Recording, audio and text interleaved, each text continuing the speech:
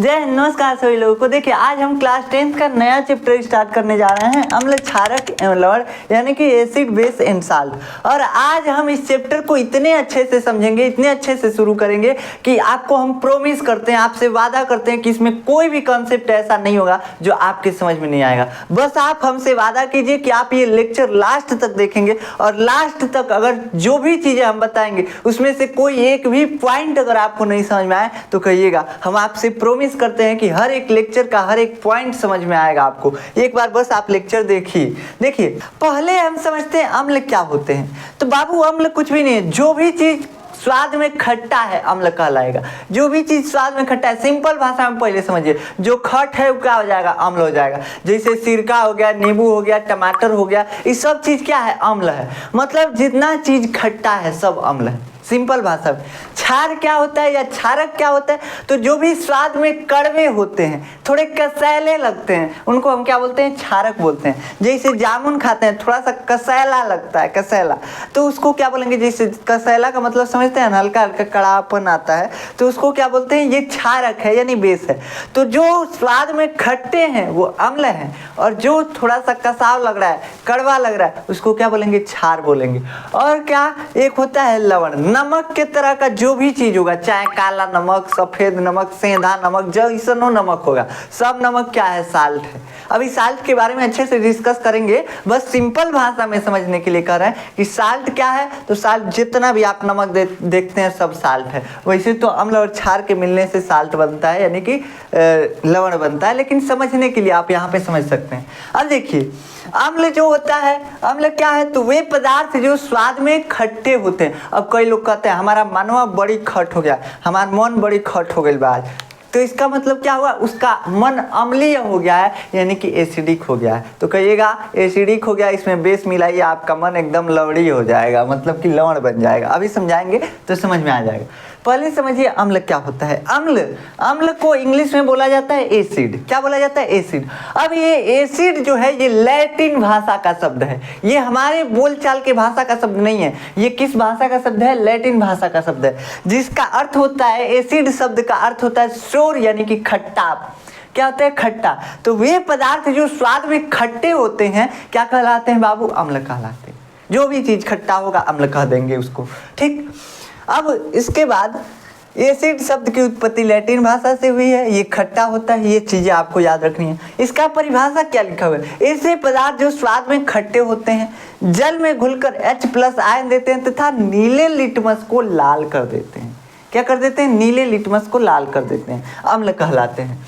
अब देखिए ये इसमें यहाँ से आगे का लाइन आपको नहीं समझ में आया होगा। देखिए होता क्या है, अम्ल का मतलब होता है जैसे कि हाइड्रोक्लोरिक एसिड जो हमारे पेट में बन रहा है, हाइड्रोक्लोरिक एसिड, HCl, सुने होंगे नाम HCl का, ये भी एक अम्ल है। अगर इस अम्ल को हम पानी में घोलेंगे तो हमको दो चीजें मिलेंगी। जैसे नमक घुलता है तो Na+ और Cl- मिलता है, Na+ और Cl- आयन मिलता है। आप जानते होंगे कि जब नमक को पानी में घोलेंगे तो नमक Na+ Cl- में टूट जाता है, दो आयनों में बिखर जाता है, टूट जाता है। वैसे ही अम्ल होते हैं। अम्ल भी क्या होते हैं, अम्ल जैसे ही पानी में घुलते हैं अपने आयनों में बिखर जाते हैं। लेकिन हमको पता है कि अम्ल में एक आयन क्या बनता है, हमेशा एक आयन हाइड्रोजन आयन बनता है, H+ आयन बनता है। क्या बनता है बाबू, H+ आयन बनता है। जैसे यहाँ पे नमक था NaCl को घोले पानी में Na+ Cl- बना। ऐसे ही KCl रहता तो KCl को घोलते तो क्या बनता, K+ Cl-, ये बनता। लेकिन हमको ये मालूम है कि अगर ये अम्ल है, कोई भी पदार्थ अम्ल है, तो उसमें से एक पॉजिटिव आयन जो है वो हाइड्रोजन आयन बनता है। क्या बनता है, हाइड्रोजन आयन, एक पॉजिटिव आयन मिलता है। किसी भी अम्ल में आप जाकर देखेंगे, किसी भी अम्ल को अगर आप पानी में घोलेंगे तो उसमें हाइड्रोजन आयन एक मिलेगा। जैसे एक प्लस एक माइनस आयन मिलता है ना, जैसे Na+ आयन और Cl- आयन, तो इसमें कोई फिक्स नहीं है कौन सा आयन क्या रहेगा लवण में, साल्ट में। लेकिन अम्ल में फिक्स होता है। अम्ल में क्या फिक्स होता है कि अम्ल में जो पॉजिटिव आयन होगा वो हाइड्रोजन आयन ही होगा। क्या होगा बाबू, हाइड्रोजन आयन ही होगा। तो इसलिए इसकी परिभाषा हम यहाँ से बना दिए कि वे पदार्थ जो जल में घुलकर, पानी में घुलकर H+ आयन देते हैं क्या कहलाते हैं, अम्ल कहलाते हैं। क्या कहलाते हैं बाबू, अम्ल कहलाते हैं। जैसे HCl को पानी में घोलेंगे क्या मिल जाएगा, H+ Cl-। ऐसे H2SO4 को घोलेंगे क्या मिल जाएगा, H+ SO4-। SO4 -2 मिलेगा, ठीक, SO4 -2। तो मतलब किसी भी एसिड को आप बोलते हैं उसमें H+ आपको कॉमन मिलेगा। जो धनायन है वो हमेशा हाइड्रोजन आयन रहेगा अगर अम्ल पदार्थ रहेगा, अम्लीय पदार्थ है तो हम यहाँ से अम्ल की परिभाषा बनाए जिसको हम क्या बोलते हैं कि ये अम्ल की नई अवधारणा है। क्या है बाबू? अम्ल की नई अवधारणा है, आधुनिक अवधारणा है। आधुनिक अवधारणा के हिसाब से अम्ल की परिभाषा क्या होती है? अम्ल की परिभाषा ये नहीं कि जो पदार्थ स्वाद में खट्टे होते हैं अम्ल कहलाते हैं। अम्ल की परिभाषा हम नए तरीके से टेक्निकल वर्ड में बनाए, साइंटिफिक वर्ड में बनाए, जिसको हम बोल दिए कि जब अम्ल पानी में घुलता है, वे पदार्थ जो पानी में घुलकर, जल में घुलकर H+ आयन देते हैं, हाइड्रोजन आयन देते हैं, क्या कहलाते हैं? अम्ल कहलाते हैं। बात तो वही है, बस पलट के बोला जा रहा है। हम कह रहे हैं जो खट्टा है वो अम्ल है, लेकिन ये कह रहा है ना जो खट्टा है वो अम्ल तो है, लेकिन उसको जल में घोलेंगे तो वह H+ आयन देगा। यही कह रहा है, बस सिंपल सा बात है। तो ये क्या करता है? H+ आयन देता है। अब एक चीज होता है लिटमस पेपर। क्या होता है लिटमस पेपर? इससे किसी भी पदार्थ की प्रकृति जांच की जाती है। इसे पतला सा होता है, नेक्स्ट क्लास में आपको दिखाएंगे, हमारे पास है भी, हो सकता है नहीं हो सकता है ना भी हो, तो अगर होगा तो हम जरूर आपको दिखाएंगे लिटमस पेपर कैसा होता है। ऐसे पतला पतला पेपर होता है, रंगीन पेपर होता है, ठीक। तो अब देखिए इस पेपर को क्या बोलते हैं? इस पेपर को इंडिकेटर बोलते हैं। लिटमस इंडिकेटर है, ये अम्ल और क्षार को पहचानता है कि कौन पदार्थ अम्ल है, कौन पदार्थ क्षार है। अगर इस पेपर को अम्ल में डुबाएंगे तो इसका कलर क्या हो जाएगा? लाल हो जाएगा। क्या हो जाएगा बाबू? लाल हो जाएगा। इस पेपर को अगर अम्ल में डुबाएंगे, जैसे हाइड्रोक्लोरिक एसिड में डुबा दिए, सिरका में डुबा दिए, तो ये पेपर कैसा हो जाएगा? लाल कलर का हो जाएगा। वहीं इसको अगर क्षार में क्या कर देंगे? क्षार में डुबा देंगे तो ये कैसा हो जाएगा? ये पेपर जो है नीला रंग आ जाएगा, एकदम नीला रंग आ जाएगा। क्या है?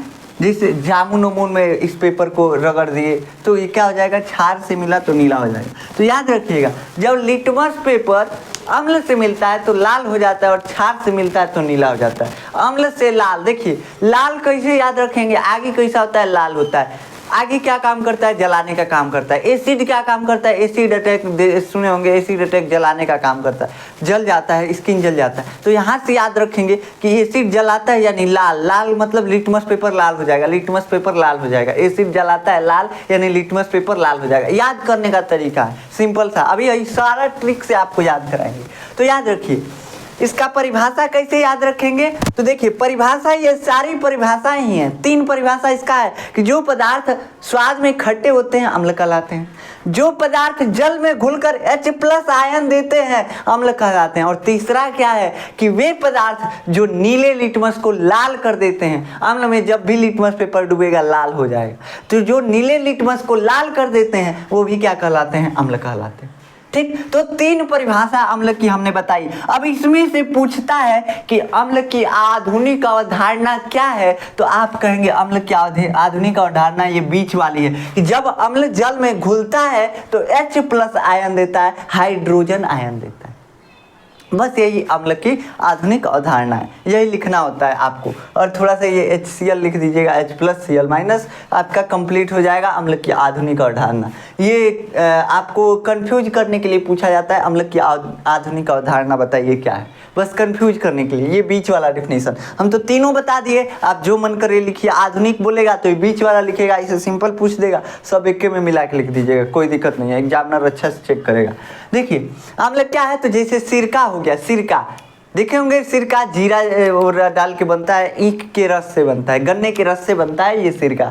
इसको बोलते हैं, इसको विनेगर भी बोलते हैं। विनेगर नाम सुने होंगे, जो लोग सिरका, देहाती लोग सिरका समझेंगे, शहरी लोग क्या समझेंगे? विनेगर।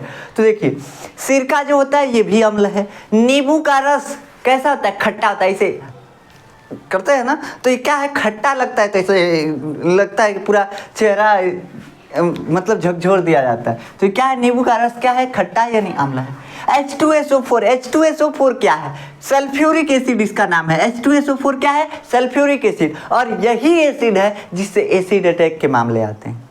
यही एसिड जो है, यही अम्ल जो है, इसी से एसिड अटैक होता है H2SO4 से। ये बैटरी में पड़ता है, बैटरी जो भी लेड एसिड बैटरियाँ होती है उसी में पड़ता है H2SO4 यानी कि सल्फ्यूरिक एसिड। इसके बाद आता है HCl यानी कि हाइड्रोक्लोरिक एसिड। ये कहाँ होता है? ये हमारे पेट के अंदर होता है, अमाशय में होता है। एसिड है, देखिए ये हमारे पेट के अंदर होता है, एसिड है, अमाशय में है, हमारे पेट में है, लेकिन हमारे पेट को नहीं जलाता। अगर कहीं और ही रहता तो कुछ किसी चीज़ को जला देगा, हाथ पे गिराएंगे हाथ जल जाएगा, लेकिन ये पेट में होते हुए भी नहीं जलता है। इसके लिए हम वीडियो बनाए हैं, आप जा करके देखिएगा क्यों पेट नहीं जलता है इससे, क्योंकि पेट में एक लेयर होता है म्यूकस का, जिसको बोलते हैं ये सेफ्टी मैकेनिज्म है, ठीक। तो इस वजह से तो ये जो है अम्ल की परिभाषा है। अम्ल की परिभाषाएं क्या क्या हो गई? सिरका जिसको विनेगर बोला जाता है, नींबू का रस जो कि खट्टा होता है ये भी सिरका है, H2SO4 सल्फ्यूरिक एसिड ये भी क्या है? खट्टा है यानी अम्ल है, और ये भी H+ आयन देता है, HCl हाइड्रोक्लोरिक एसिड ये भी अम्ल है।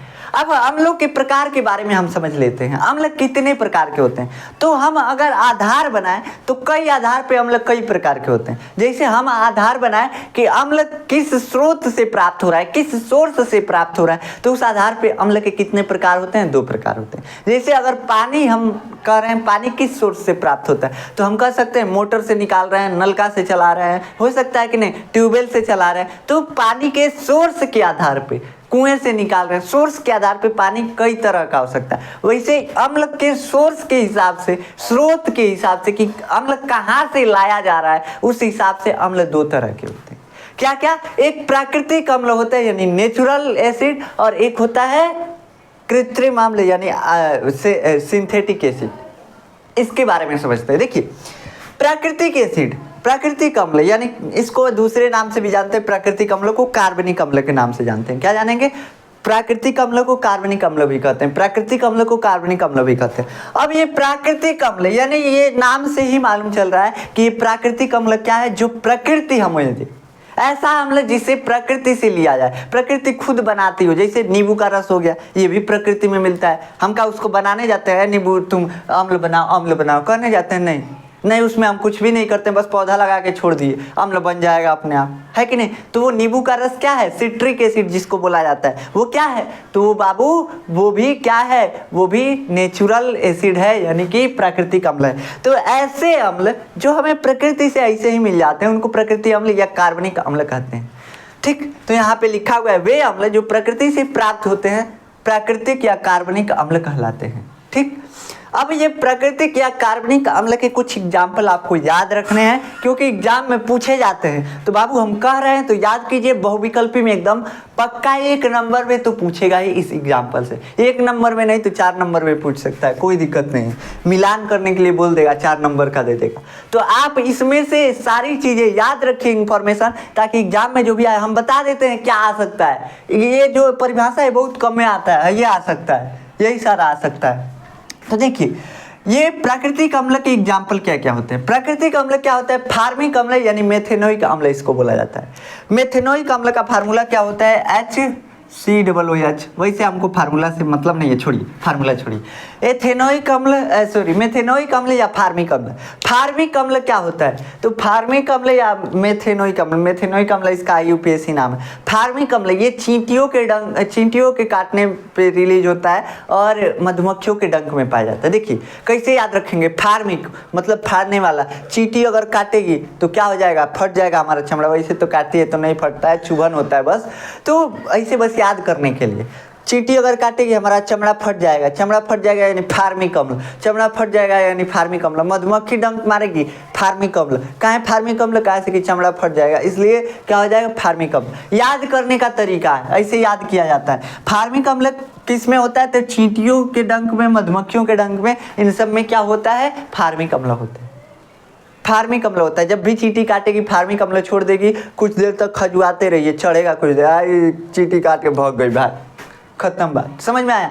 और उसके बाद मधुमक्खी डंक मार दी, फूल जाएगा, सूज जाएगा। कहाँ है? फार्मिक अम्ल के कारण। इसको मेथेनोइक अम्ल भी बोलते हैं। एसिटिक अम्ल या एथेनोइक अम्ल। एसिटिक अम्ल जैसे सिरका और क्या खाएंगे, ऐसे करेंगे, खूब खट लगेगा तो ऐसे किया जाता है। समझ में आया? बहुत खट लगता है सिरका जिसको विनेगर बोला जाता है। तो वही सिरके में जो अम्ल होता है उसी को बोलते हैं एसिटिक अम्ल। कैसे? एसिटिक अम्ल। एसिटिक अम्ल, ऐसे याद रखिएगा, समझ में आया। जब खाएंगे सिरका ऐसे करेंगे, मतलब खट्टा लगेगा, तो इसलिए एसिटिक अम्ल याद करने का तरीका है बाबू, और कुछ भी नहीं है। एसिटिक अम्ल, एसिटिक अम्ल किस में मिलता है? सिरके में मिलता है, सिरके में एसिटिक अम्ल, सिरके में एसिटिक अम्ल। आगे लैक्टिक अम्ल, लैक्टिक अम्ल दही जमाने वाला अम्ल है। लैक्टिक अम्ल क्या है? दही जमाने वाला अम्ल है। कैसे इसको याद रखेंगे? ऐसे बचपने से जी के याद करते आ रहे हैं कि दही जमाने वाला बैक्टीरिया का नाम लैक्टोबैसिलस, लैक्टोबैसिलस, दही जमाने वाले बैक्टीरिया का नाम लैक्टोबैसिलस। दही में कौन सा बैक्टीरिया होता है? लैक्टोबैसिलस।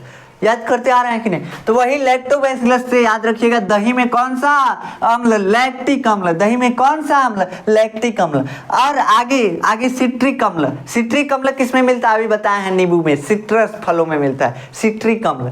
सिट्रिक अम्ल किस में मिलता है? नींबू और संतरे में। सिट्रिक अम्ल नींबू और संतरे में, सिट्रिक अम्ल नींबू और संतरे में। समझ में आया? सिट्रिक अम्ल किस में मिलेगा? नींबू और संतरे में। 4-5 बार हम इसलिए बोल रहे हैं ताकि आपको याद हो जाए सारी चीजें।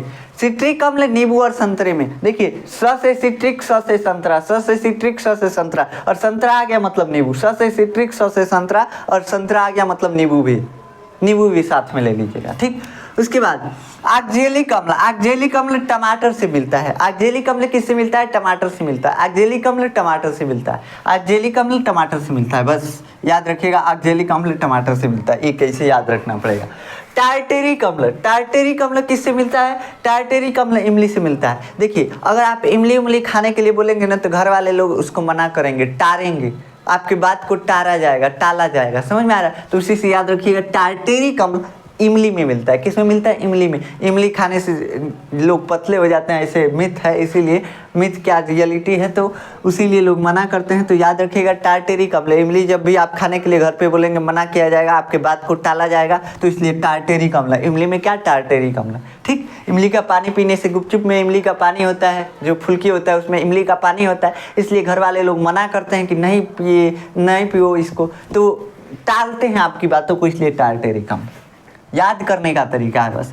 हाइड्रोक्लोरिक अम्ल, हाइड्रोक्लोरिक अम्ल ये नहीं भी याद करेंगे यहाँ पे, तो हम तो आपको बायोलॉजी में ऐसे ही याद करा देंगे, पूरा याद हो जाएगा बायोलॉजी में। कहाँ मिलता है? हमारे अमाशय में मिलता है हाइड्रोक्लोरिक अम्ल। कहाँ मिलता है? हमारे अमाशय में, हमारे पेट के अंदर हाइड्रोक्लोरिक अम्ल बन रहा होता है, जिससे खाना पचता है, HCl जिसको बोलते हैं, यहाँ पे लिखा हुआ था, ठीक।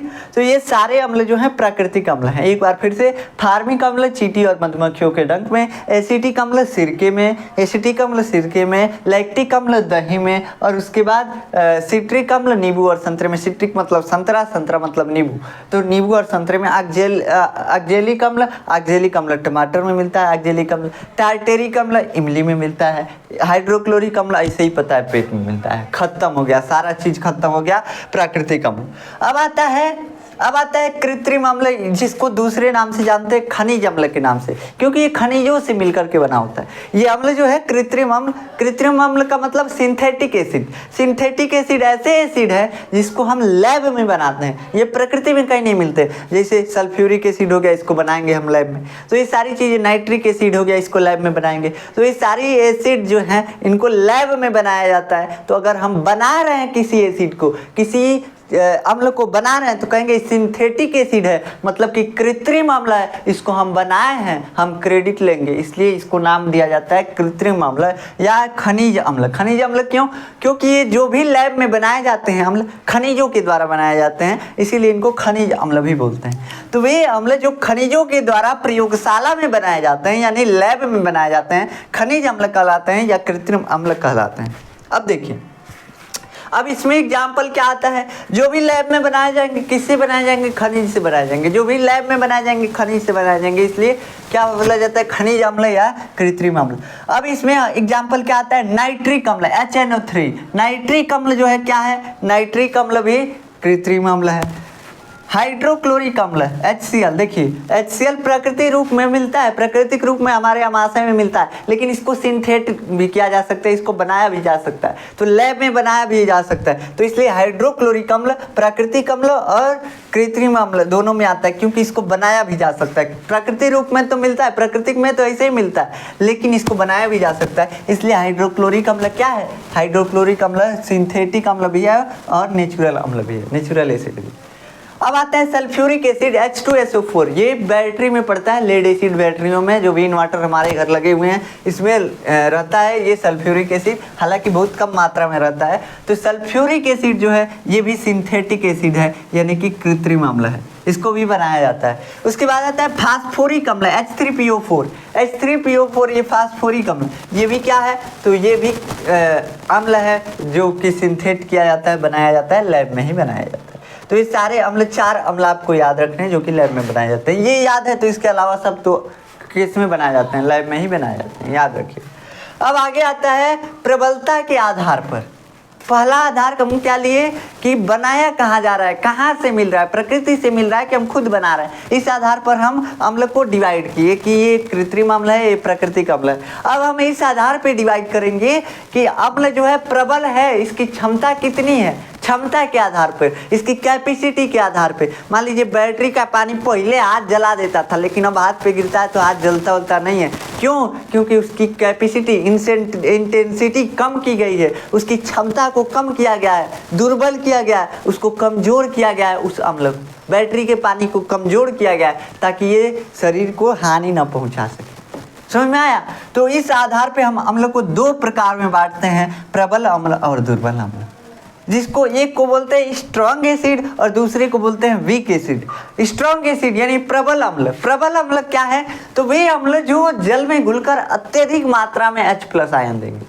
देखिए वे अम्ल जो जल में घुलकर पूर्णतया टूट जाएंगे, अपने आयनों में बिखर जाएंगे। जैसे HCl है, HCl का 4 गुण हुए, 4 गो HCl है, 4 गो HCl है तो H+Cl-, H+Cl-, ऐसे 4 गो H+Cl- दे दिया, H+Cl-, H+Cl-, ये 4 को मिल गया। तो ये पूर्ण रूप से अपने आयनों में विभक्त हो गया है पानी में घुल करके। तो ये क्या हो गया, ये प्रबल अम्ल हो गया, मतलब कि स्ट्रॉन्ग एसिड हो गया। अगर कोई एसिड रहता, अगर मान लीजिए यही HCl रहता, हाइड्रोक्लोरिक रहता, हाइड्रोक्लोरिक एसिड, और इसके 5 अणु रहते, इसमें से 3 गो H+ मिलता, 3 गो H+Cl-, H+Cl-, ठीक, H+Cl-, लेकिन और ये 2 गो रहता वो HCl फॉर्म में ही रह जाता, पानी में HCl जुड़ा ही रह जाता। तो क्या बोलते, तब बोलते कि नहीं ये स्ट्रॉन्ग एसिड नहीं है, ये क्या है, वीक एसिड है, यानी दुर्बल अम्ल है। क्यों दुर्बल अम्ल है, क्योंकि ये पूर्ण रूप से अपने आयनों में नहीं विभाजित हो रहा है,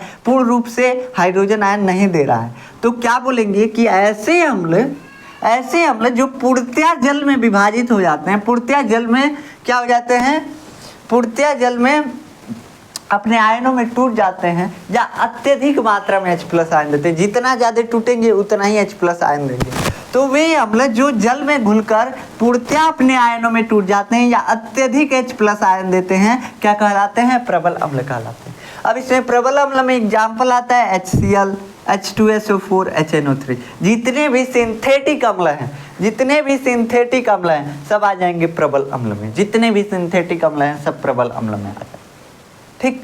इसके बाद आता है दुर्बल अम्ल यानी वीक एसिड। वीक एसिड क्या होता है, तो ऐसे अम्ल जो जल में घुल करके पानी में उनको घोला जाएगा तो पूर्णतया अपने आयनों में विभाजित नहीं होंगे। कोई अम्ल का अणु ऐसे ही, जैसे HCl ऐसे ही रह जाएगा, कई को ऐसे ही रह जाएंगे, सब कई को अणु टूटेगा ही नहीं। तो उसको क्या बोलेंगे कि ये दुर्बल अम्ल है, यानी कि पूर्ण रूप से अपने आयनों में नहीं टूटा है, ज़्यादा H+ नहीं दिया है। ज़्यादा टूटेगा ज़्यादा तब तो ज़्यादा H+ देगा, टूटा ही नहीं है तो H+ देगा कहाँ से। तो कहेंगे कि वे अम्ल जो जल में घुलकर पूर्णतया अपने आयनों में नहीं टूटते अथवा कम H+ आयन देते हैं, क्या कहलाते हैं, दुर्बल अम्ल कहलाते हैं। इसके एग्जाम्पल क्या क्या आ सकते हैं, तो एसिटिक अम्ल जो कि सिरका होता है, इसमें जो भी प्राकृतिक अम्ल है आ जाएंगे। एसिटिक अम्ल यानी कि सिरका, और लैक्टिक अम्ल जो कि दही को जमाने में यूज किया जाता है, लैक्टिक अम्ल, ये दोनों अम्ल क्या है, दुर्बल अम्ल है। अब अम्ल के प्रकार किसके आधार पर आता है, सांद्रता के आधार पर। ये लास्ट प्रकार है, लास्ट आधार है अम्ल को डिवाइड करने का। इसके बाद अम्ल खत्म हो जाएगा, यानी कि एसिड खत्म हो जाएगा। तो सुनिए, देखिए अम्ल को एक और स्तर पे डिवाइड किया जाता है, एक और आधार पे डिवाइड किया जाता है, बोला जाता है सांद्रता के आधार पे। मतलब कि अम्ल कितना प्योर है, प्योरिटी यहाँ पे जांची जाती है। मान लीजिए हाइड्रोक्लोरिक एसिड 50 ml ले लिए और उसमें 100 ml पानी डाल दीजिए, तो क्या हो जाएगा, वो कम तनु हो जाएगा, एकदम पतला हाइड्रोक्लोरिक एसिड बन जाएगा। जैसे चीनी है, चीनी में तनी मनी पानी डालेंगे चाशनी बनेगा, और ही तनी पानी डाल देंगे शरबत बन जाएगा, और ही तनी पानी हचड़ के डाल देंगे क्या बन जाएगा, पंचछुछू रस बन जाएगा। ना रस लगेगा ना सिंपल पानी लगेगा, खराब लगेगा। समझ में आया? मतलब बहुत ज़्यादा तनु हो जाएगा, बहुत ज़्यादा पतला विलयन हो जाएगा, किसका? चीनी का। वैसे ही अगर कोई अम्ल जिसमें पानी की मात्रा ज़्यादा है, जिसमें देखिए एक चीज़ होता है विलेय और एक चीज़ होता है विलायक। विलेय क्या है? तो जैसे हम चीनी पानी का रस बना रहे हैं, तो जिसमें हम चीनी को घोल रहे हैं वो क्या है? विलायक, यानी घोलने वाला। जैसे पानी में चीनी को घोल रहे हैं तो पानी क्या है? विलायक है। पानी क्या है बाबू? विलायक है, घोल रहा है अपने अंदर। ध्यान से हमारी ओर देखो ना, इधर उधर नहीं सोना है। देखिए चीनी और पानी का शरबत बना रहे हैं, तो चीनी को किस में डाल रहे हैं? पानी में डाल रहे हैं। तो चीनी को पानी में घोल रहे हैं, तो जिसमें घोला जाता है उसको विलायक बोला जाता है। जिसमें घोला जाता है उसको विलायक बोला जाता है। जिसमें घोला जाता है उसको विलायक बोला जाता है। और जिसको घोला जाता है, जैसे चीनी को घोल रहे हैं, तो इसको विलेय बोला जाएगा। क्या बोला जाएगा? विलेय बोला जाएगा। तो ऐसे अम्ल जिसमें विलायक की मात्रा अधिक रहती है तनु अम्ल कहलाते हैं। जैसे मान लीजिए 50 ml HCl ले लिया, इसको 100 ml जल में घोल दिए, 100 ml जल में घोल दिए। तो जल क्या है? HCl के लिए विलायक है। इस HCl को इसमें घोला जा रहा है, तो ये क्या है? विलायक है। जल में पानी में घोला जा रहा है तो पानी विलायक बन गया। जिसमें घोला जाता है वो विलायक बन जाता है। तो 50 ml HCl को 100 ml जल में घोल रहे हैं, तो इसमें घोल रहे हैं तो विलायक बन गया। तो जिसमें विलायक की बहुत ज्यादा मात्रा होती है उसको तनु अम्ल बोला जाएगा। कैसे कि वो पतला हो जाएगा। तनु का मतलब ये पतला, तनु का मतलब है पतला, और गाढ़ा का मतलब होता है सांद्र यानी कॉन्सेंट्रेटेड। डाइल्यूट मतलब क्या होता है? तनु यानी कि पतला, और सांद्र यानी कि कॉन्सेंट्रेटेड मतलब होता है गाढ़ा। जिसमें विलायक की मात्रा कम होती है, मतलब पानी की मात्रा कम होती है, उसको क्या बोलते हैं? सांद्र अम्ल बोलते हैं, यानी कि कॉन्सेंट्रेटेड एसिड बोलते हैं। तो एसिड दो तरह के, तनु अम्ल और सांद्र अम्ल, ये दो तरह के और एसिड होते हैं, जिसको कि हम बता चुके हैं। आज का लेक्चर हम यहीं पे समाप्त करेंगे, और नेक्स्ट लेक्चर हम पढ़ेंगे क्षार के बारे में, बेस के बारे में, जिसको हम बोलते हैं भस्म भी बोलते हैं, क्षारक भी बोलते हैं, क्षार भी बोलते हैं। नेक्स्ट लेक्चर में हम समझेंगे क्षारक और क्षार में अंतर क्या होता है। आप खोज करके आइएगा कि क्षारक और क्षार में अंतर क्या होता है, क्या होता है क्षारक और क्या होता है क्षार। इसके बारे में हम नेक्स्ट लेक्चर में डिस्कस करेंगे। अब ये जो हम आज आपको पढ़ाए हैं, एक बार आप रिवाइज करिएगा, कॉपी में लिखिएगा। जो भी नोट्स हम देंगे, नोट्स से लिखना है आपको, और जो भी हम पढ़ाएं एक बार सारी चीज़ें पढ़ लीजिएगा। और हमको आशा है कि आपको सारी चीज़ें अभी तक तो याद हैं, लेकिन आप पढ़ेंगे तो एकदम माइंड में बैठ जाएगा हमेशा के लिए। तो एक बार हमारे रिक्वेस्ट से बस कितना है, 1 स्लाइड है। हम ज़्यादा पढ़ाते हैं, किसी भी दिन ज़्यादा नहीं पढ़ाते, 1 स्लाइड से 2 स्लाइड पढ़ाते हैं। बहुत अधिक पढ़ाएंगे तो 2 स्लाइड। तो आपको 1 स्लाइड पढ़ना है एक दिन में। देखिए धीरे धीरे पढ़ेंगे, रोज रोज पढ़ेंगे तो उतना भीड़ नहीं पड़ेगा। अब पेपर आएगा एक के बार 10-10 पेज, 15-15 पेज, 50-50 पेज पढ़ना पड़ेगा, तो नहीं पढ़ पाएंगे। तो इसलिए अगर धीरे धीरे पढ़ते हैं और फिर उस टाइम दोहराने में आसान हो जाता है। उस टाइम 10 मिनट में 10 को पेज दोहरा देंगे, कोई दिक्कत नहीं होगा। तो हम कहते हैं आप डेली पढ़ा कीजिए। थोड़ा थोड़ा पढ़ना आसान रहता है, थोड़ा थोड़ा करके पढ़ते रहेंगे, सही रहेगा। कंसंट्रेट रहिए, हमेशा कंटिन्यूअस रहिए पढ़ाई में, तभी आपका कुछ हो सकता है, तभी 90+ स्कोर संभव है। समझ में आया? जितना हो सके खुद से पढ़ने का कोशिश कीजिए। अब आप लोग क्या करते हैं, वीडियो पे वीडियो, हमारा व्यूज बढ़ेगा वीडियो देखेंगे तो, और कुछ नहीं है। लेकिन आपका फायदा कम होगा। वीडियो देखिए, समझ में आ गया, उस वीडियो को मतलब वीडियो खत्म होने के बाद उसके बाद आपको खुद से पढ़ना है, नहीं कि फिर से जाके फिर वीडियो देखें। नहीं, समझ में नहीं आया तब आप वीडियो देखिए। नहीं तो अगर आपको समझ में आ गया फिर दोबारा वीडियो देखने की जरूरत नहीं है। फिर से आपको क्या करना है, नोट्स जो बनाए उससे पढ़िए। फिजिकली जितना आप अपने आप को स्ट्रॉन्ग करेंगे उतना ही ज़्यादा आपका माइंड शार्प होता जाएगा, आपका IQ लेवल बढ़ता जाएगा। मोबाइल देखते रहेंगे, पता चलेगा मोबाइल में सब कुछ परोस दिया जाता है। यही ऑनलाइन की खराबी क्या है, ऑनलाइन की खराबी इतनी है कि सब कुछ परोस दिया जाता है, और स्टूडेंट पे दबाव नहीं बनाया जा सकता है कि ये कीजिए।